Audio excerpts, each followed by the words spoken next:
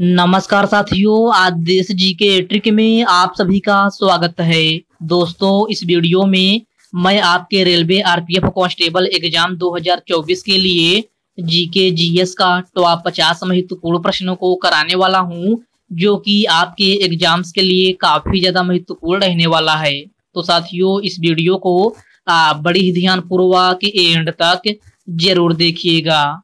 तो साथियों, आज का पहला प्रश्न है, अयोध्या में स्थित बाबरी मस्जिद का निर्माण निम्न में से किसने करवाया था? ऑप्शन है मीर बांकी, राणा प्रताप, हुमायूं और ऑप्शन डी है वाजिद अली शाह है। तो साथियों, अयोध्या में स्थित बाबरी मस्जिद का निर्माण मीर बांकी ने करवाया था। राइट आंसर ऑप्शन ए हो जाएगा मीर बांकी। नेक्स्ट क्वेश्चन है, the rest of my life नामक पुस्तक के लेखक कौन है? इसका ऑप्शन है सचिन तेंदुलकर, विराट कोहली, रविंद्रनाथ टैगोर और ऑप्शन डी है युवराज सिंह है। तो साथियों, the rest of my life नामक पुस्तक के लेखक जो हैं युवराज सिंह हैं। राइट आंसर ऑप्शन डी हो जाएगा युवराज सिंह है। ओके फ्रेंड्स, नेक्स्ट क्वेश्चन है, पेरियार राष्ट्रीय उद्यान निम्न में से किस जानवर के लिए प्रसिद्ध है? तो साथियों, पेरियार राष्ट्रीय उद्यान जो है आपका ये है हाथी के लिए प्रसिद्ध है। राइट आंसर ऑप्शन ए हो जाएगा हाथी। और साथियों, पेरियार राष्ट्रीय उद्यान किस राज्य में है? तो साथियों, पेरियार राष्ट्रीय उद्यान जो है आपका ये है कर्नाटक राज्य में है। कहाँ? कर्नाटक राज्य में। तो इसको भी आप अच्छे से जरूर याद रखिएगा। नेक्स्ट क्वेश्चन है, मुंबई में गेटवे ऑफ इंडिया की आधारशिला कब रखी गई थी? ऑप्शन है 1913 ईस्वी, 1916 ईस्वी, 1920 ईस्वी या फिर ऑप्शन डी है 1922 ईस्वी। तो मेरे प्यारे साथियों, मुंबई में गेटवे ऑफ इंडिया की आधारशिला 1913 ईस्वी में रखी गई थी। कब? 1913 ईस्वी में। इस प्रश्न का राइट आंसर ऑप्शन ए हो जाएगा। राइडर कप निम्न में से किस खेल से संबंधित है? तो प्यारे साथियों, आपको बताना है राइडर कप जो है निम्न में से किस खेल से संबंधित है? फुटबॉल, हॉकी, क्रिकेट या फिर गोल्फ है। तो साथियों, राइडर कप जो है गोल्फ से संबंधित है। राइट आंसर ऑप्शन डी हो जाएगा गोल्फ है। ओके फ्रेंड्स, इसको आप अच्छे से जरूर याद रखिएगा। अगला प्रश्न है, काठी लोक नृत्य किस राज्य की प्रमुख लोक नृत्य शैली है? तो सभी प्यारे साथी बताएंगे कि काठी लोक नृत्य जो है किस राज्य की प्रमुख लोक नृत्य शैली है। ऑप्शन है राजस्थान, महाराष्ट्र, पश्चिम बंगाल या फिर हरियाणा। तो साथियों, आपका राइट आंसर जो है ऑप्शन सी हो जाएगा पश्चिम बंगाल। काठी लोक नृत्य शैली जो है आपका यह है पश्चिम बंगाल की प्रसिद्ध लोक नृत्य शैली है। तो इसको आप अच्छे से जरूर याद रखिएगा। नेक्स्ट क्वेश्चन है, ग्रेट बैरियर रीफ किस महासागर में स्थित है? तो आपको बताना है ग्रेट बैरियर रीफ जो है किस महासागर में स्थित है। इसका ऑप्शन है अटलांटिक महासागर, आर्कटिक महासागर, हिंद महासागर और ऑप्शन डी दिया गया है प्रशांत महासागर। तो साथियों, ग्रेट बैरियर रीफ जो है आपका ये है प्रशांत महासागर में स्थित है। राइट आंसर ऑप्शन डी हो जाएगा प्रशांत महासागर में। तो प्रश्न नंबर 7 का करेक्ट आंसर ऑप्शन डी बन जाएगा। अभी अहमद हुसैन खान का संबंध निम्नलिखित में से किस वाद्य यंत्र से है? तो सभी प्यारे साथी इसका आंसर बताएंगे कि अभी अहमद हुसैन खान का संबंध जो है निम्नलिखित में से किस वाद्य यंत्र से है। ऑप्शन दिया गया है सरोद, शहनाई, सितार या फिर ऑप्शन डी है इनमें से कोई नहीं। तो मेरे प्यारे साथियों, अभी अहमद हुसैन खान का संबंध जो है शहनाई वाद्य यंत्र से है। राइट आंसर ऑप्शन बी हो जाएगा शहनाई वाद्य यंत्र से। अगला प्रश्न है, बौद्ध स्थल तपो मठ कहां पर अवस्थित है? आंध्र प्रदेश, बिहार, उत्तर प्रदेश या फिर हिमाचल प्रदेश है। तो मेरे प्यारे साथियों, बौद्ध स्थल तपो मठ जो है आपका हिमाचल प्रदेश में अवस्थित है। कहां? हिमाचल प्रदेश में। प्रश्न नंबर 9 का करेक्ट आंसर ऑप्शन डी बन जाएगा। भारत का सबसे लंबा बांध कौन सा है? तो आपको बताना है भारत का सबसे लंबा बांध कौन सा है? ऑप्शन है टिहरी बांध, हीराकुंड बांध, भाखड़ा बांध या फिर ऑप्शन डी है इनमें से कोई नहीं। तो साथियों, भारत का सबसे लंबा बांध आपसे पूछा गया है, तो भारत का सबसे लंबा बांध जो है हीराकुंड बांध है। राइट आंसर ऑप्शन बी हो जाएगा, हीराकुंड बांध है, जो कि किस नदी पर है? तो आपसे नदी पूछा जाए तो यह आपका महानदी पर है। किस नदी पर? महानदी पर। ओके फ्रेंड्स, क्लियर है। चलिए बढ़ते हैं नेक्स्ट क्वेश्चन की ओर। नेक्स्ट क्वेश्चन आपसे पूछा गया है, भारत में ईस्ट इंडिया कंपनी की स्थापना कब हुई थी? तो सभी प्यारे साथी इसका आंसर बताएंगे कि भारत में ईस्ट इंडिया कंपनी की स्थापना कब हुई थी। 1602 ईस्वी, 1600 ईस्वी, 1567 या फिर 1632। तो साथियों, भारत में ईस्ट इंडिया कंपनी की स्थापना 1600 ईस्वी में हुई थी। राइट आंसर ऑप्शन बी हो जाएगा, 1600 ईस्वी में। ओके फ्रेंड्स, इसको आप अच्छे से जरूर याद रखिएगा। साथियों, अभी तक आप वीडियो को लाइक नहीं किए हैं तो वीडियो को लाइक कर दीजिए, और साथियों अभी तक आप चैनल को सब्सक्राइब नहीं किए हैं तो आप जो है चैनल को सब्सक्राइब करके बेल आइकन को जरूर से जरूर प्रेस कर लीजिएगा। चलिए साथियों, बढ़ते हैं नेक्स्ट क्वेश्चन की ओर। नेक्स्ट क्वेश्चन आपसे पूछा गया है, स्वतंत्रता प्राप्ति के पश्चात भारतीय राष्ट्रीय कांग्रेस का पहली बार विभाजन कब हुआ था? तो मेरे प्यारे साथियों, स्वतंत्रता प्राप्ति के पश्चात भारतीय राष्ट्रीय कांग्रेस का पहली बार विभाजन 1969 ईस्वी में हुआ था। राइट आंसर ऑप्शन सी हो जाएगा, 1969 ईस्वी में। ओके फ्रेंड्स, इसको आप अच्छे से जरूर याद रखिएगा। अगला प्रश्न है, भारत में वैदिक सभ्यता किस नदी के किनारे विकसित हुई थी? इसका ऑप्शन है सरस्वती नदी, ब्रह्मपुत्र नदी, मंजीरा नदी या फिर घग्गर नदी। तो साथियों, भारत में वैदिक सभ्यता जो है सरस्वती नदी के किनारे विकसित हुई थी। राइट आंसर ऑप्शन ए हो जाएगा, सरस्वती नदी। ओके फ्रेंड्स, याद रखना प्रश्न नंबर 13 का करेक्ट आंसर ऑप्शन ए बन जाएगा। आपका अगला प्रश्न है, ब्रह्मागिरी वन्य जीव अभ्यारण्य निम्नलिखित में से किस राज्य में स्थित है? ऑप्शन है कर्नाटक, केरल, गुजरात या फिर मध्य प्रदेश। तो प्यारे साथियों, ब्रह्मागिरी वन्य जीव अभ्यारण्य जो है आपका यह है किस राज्य में है? तो प्यारे साथियों, यह आपका कर्नाटक राज्य में है। राइट आंसर ऑप्शन ए हो जाएगा, कर्नाटक राज्य में। दक्कन का पठार का निर्माण निम्नलिखित में से किस चट्टान से हुआ है? अवसादी चट्टान, आग्नेय चट्टान, बेसाल्ट चट्टान या फिर ऑप्शन डी है इनमें से कोई नहीं। तो मेरे प्यारे साथियों, दक्कन पठार का निर्माण जो है बेसाल्ट चट्टान से हुआ है। किससे? बेसाल्ट चट्टान से। प्रश्न नंबर 16 का करेक्ट आंसर ऑप्शन सी हो जाएगा। हरिद्वार किस नदी के तट पर स्थित है? तो सभी प्यारे साथी इसका आंसर बताएंगे कि हरिद्वार जो है किस नदी के तट पर स्थित है। इसका ऑप्शन दिया गया है गंगा नदी, कावेरी नदी, सतलज नदी या फिर ऑप्शन डी दिया गया है कृष्णा नदी। तो साथियों, हरिद्वार आपसे पूछा गया है, तो हरिद्वार जो है आपका गंगा नदी के तट पर स्थित है। राइट आंसर ऑप्शन ए हो जाएगा, गंगा नदी। जैन धर्म के 23वें तीर्थंकर कौन थे? तो आपको बताना है जैन धर्म के 23वें तीर्थंकर कौन थे। ऑप्शन है ऋषभदेव, महावीर, पार्श्वनाथ या फिर इनमें से कोई नहीं। तो 23वें तीर्थंकर जो आपके थे वो पार्श्वनाथ थे। राइट आंसर ऑप्शन सी हो जाएगा, पार्श्वनाथ है। सफेद रेगिस्तान निम्नलिखित में से किस राज्य में स्थित है? तो इस प्रश्न में आपसे पूछा गया है कि सफेद रेगिस्तान जो है निम्नलिखित में से किस राज्य में स्थित है? राजस्थान, गुजरात, कर्नाटक या फिर तमिलनाडु। तो साथियों, सफेद रेगिस्तान जो है आपका ये है गुजरात राज्य में स्थित है। राइट आंसर ऑप्शन बी हो जाएगा, गुजरात राज्य में।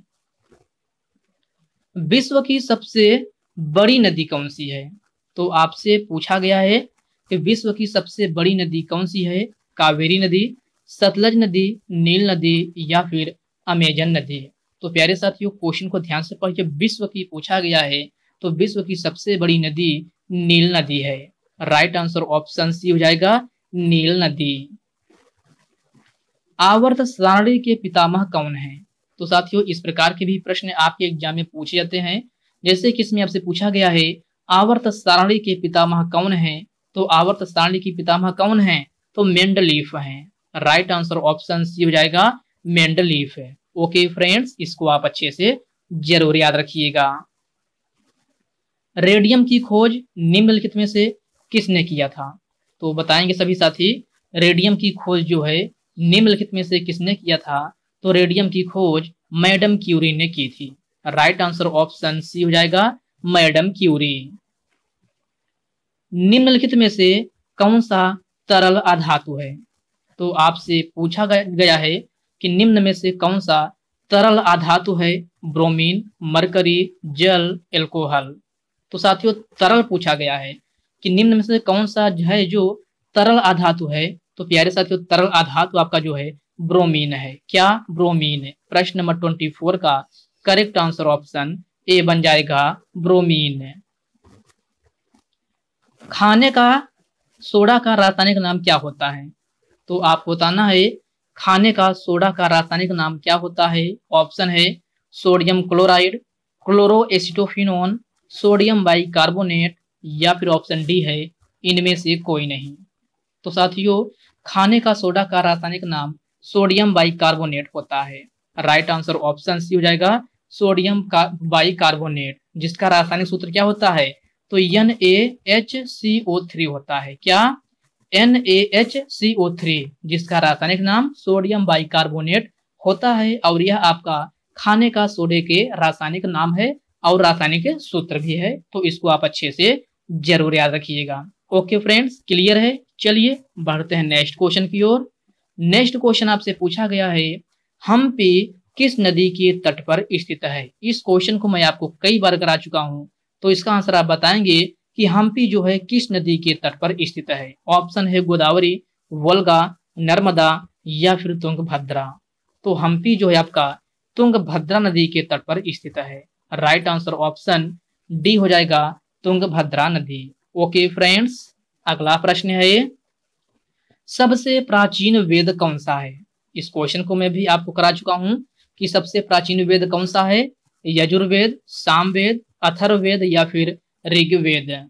तो साथियों सबसे प्राचीन वेद कौन सा है, तो सबसे प्राचीन वेद ऋग्वेद है। राइट आंसर ऑप्शन डी हो जाएगा, ऋग्वेद। हर्षचरित किसके द्वारा लिखी गई थी, तो सभी साथी इसका आंसर बताएंगे कि हर्षचरित जो है किसके द्वारा लिखी गई थी। तो हर्षचरित जो है आपका बाणभट्ट के द्वारा लिखी गई थी। किसके द्वारा, बाणभट्ट के द्वारा। प्रश्न नंबर 28 का राइट आंसर ऑप्शन ए हो जाएगा, बाणभट्ट।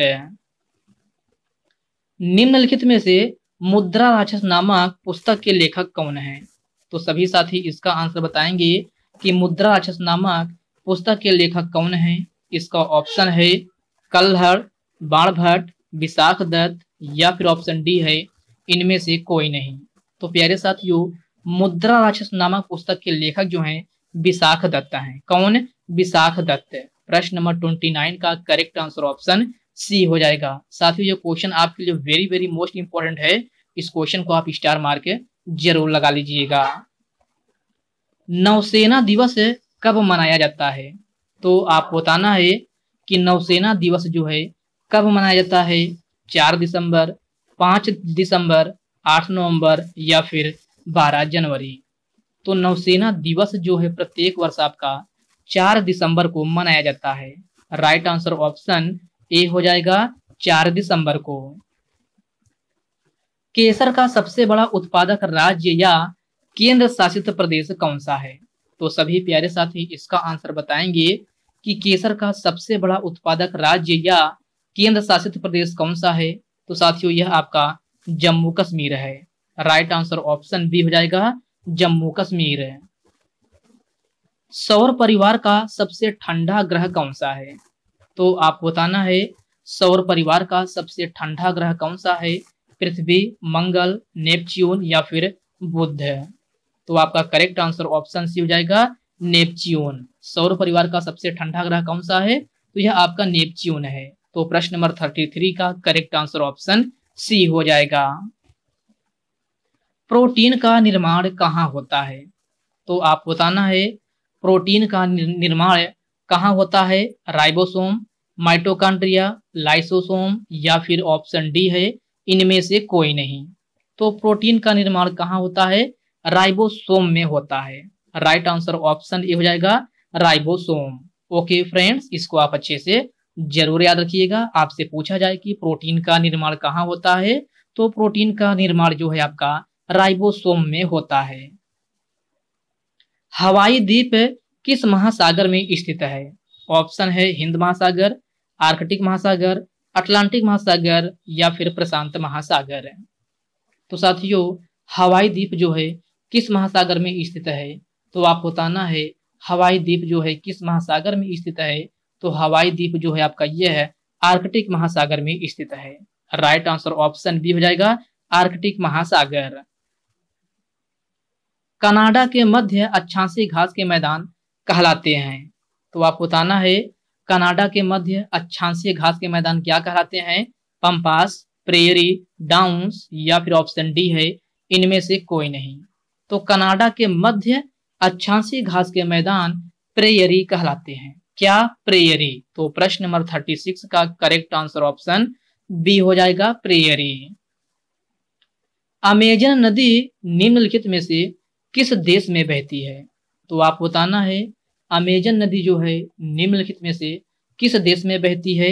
ब्राजील में, फ्रांस में, कनाडा में या फिर संयुक्त राज्य अमेरिका में।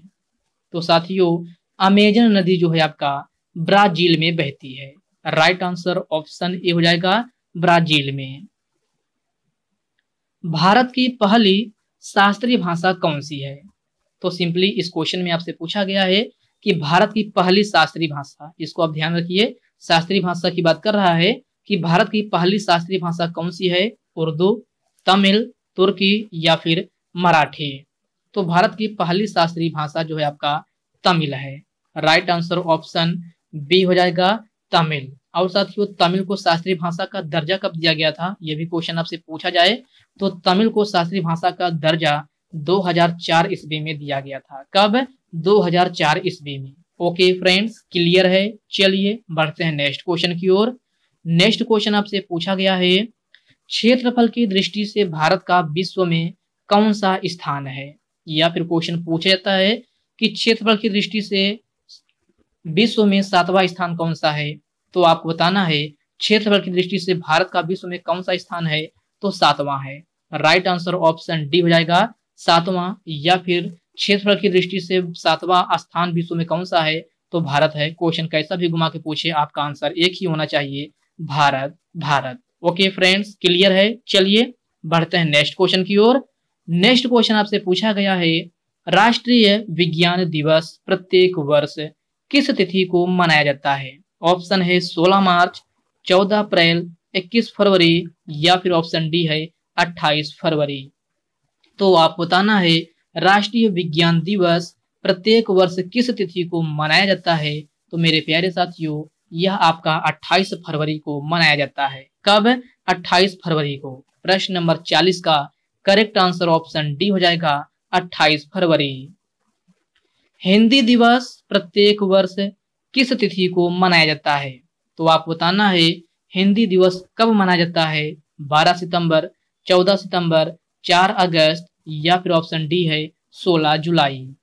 तो मेरे प्यारे साथियों, हिंदी दिवस प्रत्येक वर्ष 14 सितंबर को मनाया जाता है। राइट आंसर ऑप्शन बी हो जाएगा 14 सितंबर को। साथियों, ये तो हो गया हिंदी दिवस। अगर आपसे विश्व हिंदी दिवस पूछा जाए कि विश्व हिंदी दिवस कब मनाया जाता है, यह आपका 10 जनवरी को मनाया जाता है। कब? 10 जनवरी को। तो इस पॉइंट को भी आप अच्छे से जरूर याद रखिएगा।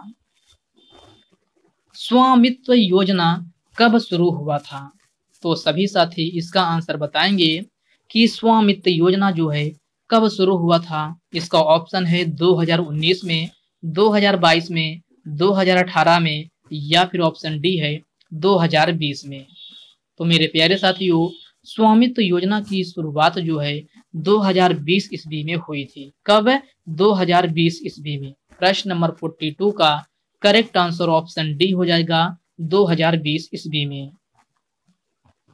निम्नलिखित में से कौन सी नदी बंगाल का शोक कहलाती है?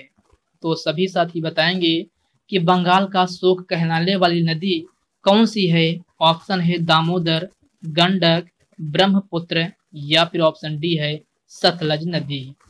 तो साथियों बंगाल का शोक कहलाने वाली नदी जो है आपका कौन सी है, तो दामोदर नदी है। राइट आंसर ऑप्शन क्या होगा, ए हो जाएगा दामोदर नदी। और साथियों असम का शोक पूछा जाता है कि असम का शोक किस नदी को कहा जाता है, तो असम का शोक जो है ब्रह्मपुत्र नदी को कहा जाता है। तो इस पॉइंट को भी आप अच्छे से जरूर याद रखिएगा। चलिए बढ़ते हैं नेक्स्ट क्वेश्चन की ओर। नेक्स्ट क्वेश्चन आपसे पूछा गया है, हर्यक वंश का शासक अजातशत्रु किसका पुत्र था। तो आपको बताना है हर्यक वंश का शासक अजातशत्रु जो है किसका पुत्र था। उदयन, बिंबिसार, बलवान या फिर ऑप्शन डी है स्कंदगुप्त। तो मेरे प्यारे साथियों हर्यक वंश का शासक अजातशत्रु जो है यह किसका पुत्र था, तो बिंबिसार का पुत्र था। किसका, बिंबिसार का। प्रश्न नंबर 44 का करेक्ट आंसर ऑप्शन बी हो जाएगा बिंबिसार।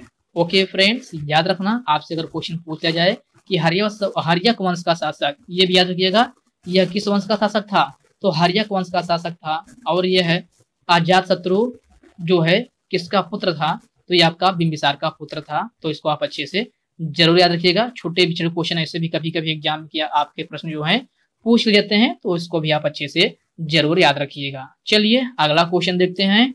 अगला क्वेश्चन आपसे पूछा गया है, नासिक किस नदी के तट पर स्थित है। तो प्रश्न नंबर 45 में आपसे पूछा गया है नासिक जो है किस नदी के तट पर स्थित है। इसका ऑप्शन है महानदी, कावेरी नदी, गोदावरी नदी या फिर ऑप्शन डी दिया गया है इनमें से कोई नहीं। तो साथियों नासिक किस नदी के तट पर स्थित है, तो नासिक जो है आपका यह है गोदावरी नदी के तट पर स्थित है। राइट आंसर ऑप्शन सी हो जाएगा गोदावरी नदी। ओके फ्रेंड्स, याद रखना इस प्रकार के प्रश्न आपके एग्जाम में 1 या 2 क्वेश्चन जरूर मिलते हैं नदी से संबंधित। इसमें आपसे पूछा गया है कि नासिक जो है किस नदी के तट पर स्थित है। तो नासिक जो है आपका किस नदी के तट पर स्थित है, तो यह आपका गोदावरी नदी के तट पर स्थित है। प्रश्न नंबर 45 का करेक्ट आंसर ऑप्शन सी हो जाएगा। ओके फ्रेंड्स, तो साथियों आज के इस वीडियो में बस इतने प्रश्न करते हैं। तो साथियों इस वीडियो में मैंने आपको पूरे 45 क्वेश्चन करा दिया है। तो साथियों यह वीडियो आपको कैसी लगी आप कमेंट बॉक्स में कमेंट करके अपना फीडबैक जरूर दीजिएगा। और साथियों यह वीडियो आपके लिए थोड़ा हेल्पफुल लगा हो इस वीडियो को लाइक कर दीजिए, अपने साथियों के साथ शेयर कीजिए। फ्रेंड्स अभी तक आप चैनल को सब्सक्राइब नहीं किए हैं तो आप जो है चैनल को सब्सक्राइब करके बेल आइकन को जरूर से जरूर प्रेस कर लीजिएगा। तो चलिए साथियों इसी के साथ हम मिलते हैं किसी नेक्स्ट वीडियो में, तब तक के लिए जय हिंद दोस्तों।